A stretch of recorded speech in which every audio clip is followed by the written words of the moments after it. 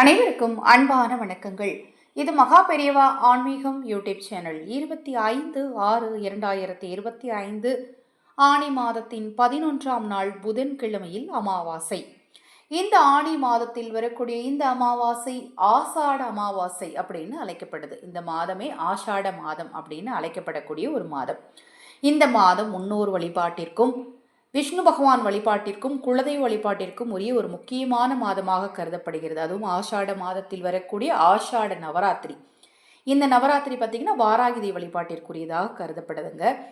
இந்த நாள், அதாவது இந்த ஆஷாட நவராத்திரி நாளாகட்டும், இந்த ஆஷாட அமாவாசை நாளாகட்டும், என்னென்ன சூட்சம பரிகாரங்கள் செய்யலாம் என்பதை பற்றி தொடர்ந்து நம்ம சேனலில் நான் பதிவு செய்ய இருக்கிறேன். தொடர்ந்து பாருங்கள். நம்ம சேனலில் நான் போடக்கூடிய பதிவுகளில் உங்களுக்கு என்ன சந்தேகம் இருந்தாலும் அக்ஷய பாத்திரம் உணவளிக்கும் திட்டத்தின் மூலம் ஆதரவற்றவர்களுக்கு அமாவாசை அன்று உணவளிக்க விரும்பினாலும் 9344692042 இந்த வாட்ஸ்அப் எண்ணுக்கு தொடர்பு கொள்ளுங்கள்.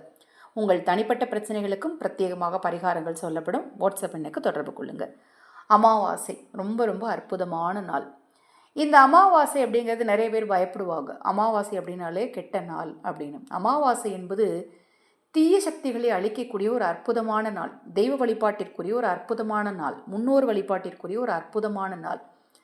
இந்த அமாவாசையில் செய்யக்கூடிய இந்த வழிபாடுகள் நமக்கு ரொம்ப சீக்கிரமாக பலனை கொடுக்கும் அப்படின்னு சொல்லப்படுது. அமாவாசை என்று நீங்கள் முறையாக செய்ய வேண்டிய முக்கியமான விஷயம் முன்னோர் வழிபாடு தான். முன்னோர்களை தவறாமல் வழிபாடு செய்யணும். ஒரு மனுஷனுக்கு கஷ்டம் வருது அப்படின்னாலே கர்ம வினை தான் காரணம். கர்ம வினை, முன்னோர் சாபம், பித்ருதோஷம், இதுதான் காரணம். ஜாதகத்தில் எனக்கு எந்த பிரச்சனையுமே இல்லைங்க, ஜாதகம் நல்லா தான் இருக்குது, ஆனால் எனக்கு மட்டும் ஏன் என் வாழ்க்கை இப்படி இருக்குது, நிறைய பேர் புலம்புறதை கேள்விப்பட்டிருப்பீங்க. காரணம் முன்னோர் சாபம் தான்.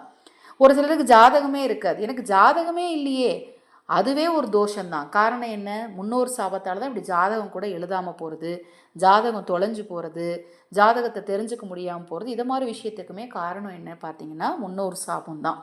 இந்த முன்னோர் சாபத்தை, கர்ம வினையை நீக்க இந்த நாளில் செய்ய வேண்டிய ஒரு சூட்சமம் என்ன அப்படின்னு பார்த்தீங்கன்னா, முதல்ல பதிவுக்கு முன்னாடி அதை சொல்லிடுறேன். ஆதரவற்றவர்களுக்கு உணவளிக்கணும். ஆதரவற்றவர்களுக்கு உணவளிக்கிற அளவுக்கு கிட்ட வசதி இல்லைங்கிறவங்க ஒரு எறும்புக்கு சாப்பாடு போடுங்க, ஒரு பசுவுக்கு சாப்பாடு வாங்கி கொடுங்க, பறவைகளுக்கு ஒரு 5 ரூபாய்க்கு மிச்சர் வாங்கி போடுங்க. இதை மாதிரி சின்ன சின்ன விஷயங்களை மட்டுமாவது செய்யுங்க. அது ரொம்ப ரொம்ப நல்லதுங்க. கர்ம வினையை கண்டிப்பாக அழிக்கணும் அப்படின்னா அது உணவு மற்றவங்களுக்கு நம்ம ஏதாவது உயிரினத்துக்கு உணவளிக்கிறது மூலம் மட்டும்தான் அழிக்க முடியும். பூஜைகள், வழிபாடுகள் இதெல்லாம் நம்மளுடைய பிரச்சனைகளை தீர்த்து கொடுக்கும். ஆனால் கர்ம வினையவே அழிக்கணும் அப்படின்னா தானம் செய்கிறது தான். சரி, பதிவை பார்க்கலாம். இந்த அமாவாசை நாளில் நீங்கள் எப்போ வழிபாடு செஞ்சாலும் சரி, ஒரு கண்ணாடி பாத்திரம் எடுத்துக்கோங்க. எடுத்துட்டு எருக்கம்பூ, இந்த எருக்கம்பூ அப்படிங்கிறது ரொம்ப ரொம்ப சக்தி வாய்ந்த ஒரு பூ. நம்மளுக்கு தெரிஞ்சது எருக்கம்பூ பிள்ளையாருக்கு போடுவோம், பிள்ளையாருக்கு மாலையாக தொடுத்து போடுவோம். அதுவும் விநாயகர் சதுர்த்தி அன்றைக்கி மட்டும்தான் நம்ம அது எங்கே கிடைக்கி அப்படின்னு தேடி போய் அவங்க மற்ற நாள் வீட்டு வாசலில் முளைச்சிருக்கும், அதை பறித்து நம்ம சாமிக்கு 2 போட மாட்டோம். ஆனால் அது விநாயகர் சதுர்த்தி அன்றைக்கி தேடி தேடி அலைஞ்சு அது எருக்கம்பூ என்ன விலைனாலும் பரவாயில்ல, ஒரு மாலை 100 ரூபா சொல்கிறீங்களா கொடுங்க, அன்னைக்கு தான் விநாயகருக்கு போடுவேன், மற்ற நாட்களில் அதை கண்டுக்க மாட்டாங்க. ஆனால் அமாவாசை நாட்களில் இந்த எருக்குக்கு நிறைய சக்தி இருக்கும். அதுவும் இந்த ஆசாட அமாவாசை நாளில் ஒரு வீட்டில் இருக்கக்கூடிய தீய சக்திகளை எடுக்கக்கூடிய ஒரு அற்புதமான மூலிகைனே சொல்லலாம் இந்த எருக்கை. எங்கள் வீட்டுக்கிட்ட அந்த ப்ளூ கலரில், ப்ளூ ஷேடில் இருக்கும்ல, அந்த எருக்கு தாங்க கிடைக்கும். அதை பயன்படுத்தலாமா? தாராளமாக பயன்படுத்தலாங்க, தவறே கிடையாது. வெள்ளை எருக்கு இருக்குது, பயன்படுத்தலாம். இந்த 2 எருக்கில் உங்களுக்கு எது கிடைச்சாலும் சரிங்க. எனக்கு பூவே கிடைக்கலைங்க, எருக்கு இலை கிடச்சிருக்கு, பயன்படுத்தலாமா? இன்னும் ஒரு தரப்பு என்ன சொல்லுவாங்கன்னா, இது 2மே எனக்கு கிடைக்காதுங்க, நான் அப்பார்ட்மெண்ட்டில் இருக்கிறேன், டவுனில் இருக்கிறேன், முக்கியமான பெரிய நகரத்துக்குள்ளே இருக்கிறேன், இது மாதிரி செடி கொடிகளின் வசதியே இல்லைங்க, எருக்கு பொடி வாங்கிக்கோங்க. எருக்கம் பொடி எல்லா கடைகளையும் வெள்ளை எருக்கு பொடின்னு போய் கேட்டிங்கன்னா எல்லா நாட்டு மருந்து கடையிலையும் கண்டிப்பாக கிடைக்கும். உங்கள் ஊரில் நாட்டு மருந்து கடையில் நீங்கள் சொல்லவே முடியாது. அதனால் நான் சொல்கிறது, முதல்ல எருக்கம்பூ, பூ கிடைக்கலன்னா 2வது இலையும் கிடைக்கல அப்படின்னா 3வதாக எருக்கம் பொடி. எடுத்தோடனே நேராக எருக்கம் பொடிக்கு போயிடாதீங்க. இது 2க்கு ட்ரை பண்ணுங்கள். முடியாத பட்சத்தில் அதை வாங்கிக்கோங்க. இப்போ ஒரு கிளாஸில் தண்ணீர் எடுத்து அதில் கொஞ்சமாக மஞ்சள் தூள் போடணும், கொஞ்சம் கல்லுப்பு போடணும். போட்டுட்டு சுண்ணாம்பு இருக்குது இல்லையா, சுண்ணாம்பு நம்ம வெத்தலை பாக்குக்கு சுண்ணாம்பு போடுவோம் இல்லையா, அந்த சுண்ணாம்பை போடணும். போட்டவுடனே அதோட நிறம் தண்ணியோட நிறம் மாற ஆரம்பிக்கும்.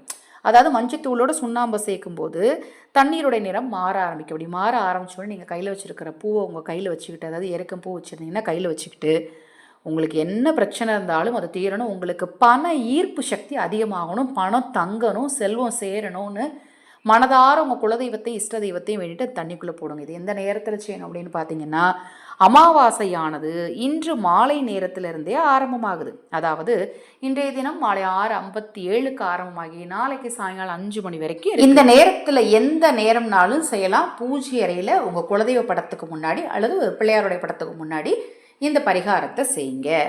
ரொம்ப ரொம்ப எளிமையான விஷயந்தாங்க சொல்லியிருக்கேன். செஞ்சு முடிச்சுட்டு நாளைக்கு சாயங்காலம் 5 மணிக்கு அமாவாசை முடியுது இல்லைங்களா, இரவு அந்த பூவை எடுத்து கால்படாத இடத்துல அப்புறப்படுத்திட்டு அந்த தண்ணீரில் கொஞ்சம் கொஞ்சம் எடுத்து உங்கள் வீட்டுடைய ஒவ்வொரு மூலைகள், எல்லா ரூம்லேயும் மூலைகள் இருக்கும் இல்லையா, அந்த மூலையில் ஓரிரு சொட்டுகள் தண்ணீரை தெளிச்சுட்டு மீதி இருக்கக்கூடிய தண்ணீரை வாசலில் கோலம் போடுவீங்கள, அந்த கோலத்தை தாண்டி இருக்கக்கூடிய இடத்துல வெளியில் கொண்டு போய் ஊற்றிடணும். முச்சந்தி இருந்தால் முச்சந்தியில் கொண்டு போய் ஊற்றிடுங்க. ரொம்ப ரொம்ப எளிமையான இந்த சூட்சும பரிகாரத்தில் உங்களுக்கு என்ன சந்தேகம் இருந்தாலும் வாட்ஸ்அப்பில் கேளுங்க. இந்த பதிவு உங்களுக்கு பிடித்திருந்தால் லைக் பண்ணுங்க. இந்த பதிவில் நீங்கள் கமெண்ட் பண்ண வேண்டிய மந்திரம் என்னன்னு பார்த்தீங்கன்னா, ஓம் கணபதையே நமக, ஓம் கணபதையே நமக என்னும் மந்திரத்தை இந்த ஆடியோக்கு கீழே கமெண்டில் தவறாமல் டைப் பண்ணுங்கள். கணபதியின் பரிபூரணமான அருள் உங்களுக்கு நிச்சயமாக கிடைக்கும். பதிவை முடிப்பதற்கு முன் மறுபடியும் சொல்கிறேன், அக்ஷய பாத்திரம் உணவளிக்கும் திட்டத்தின் மூலம் ஆதரவற்றவர்களுக்கு உணவளிக்க முன்வாருங்கள். பசியோடு பலர் காத்திருக்கிறார்கள். இரக்கத்தோடு உதவ முன்வாருங்கள். அனைவருக்கும் எனது அன்பு வணக்கங்களை கூறி இந்த பதிவினை நிறைவு செய்து கொள்கிறேன். ஹரஹர சங்கர ஜெய் ஜெயசங்கர, ஹரஹர சங்கர ஜெய் ஜெயசங்கர. மகாபெரிவா திருவடி பாதம் சரணம் சரணம். இந்த பதிவை கேட்டுக்கொண்டிருக்கும் உங்களது அனைவரது வாழ்விலும் நல்லதே நடக்கட்டும்.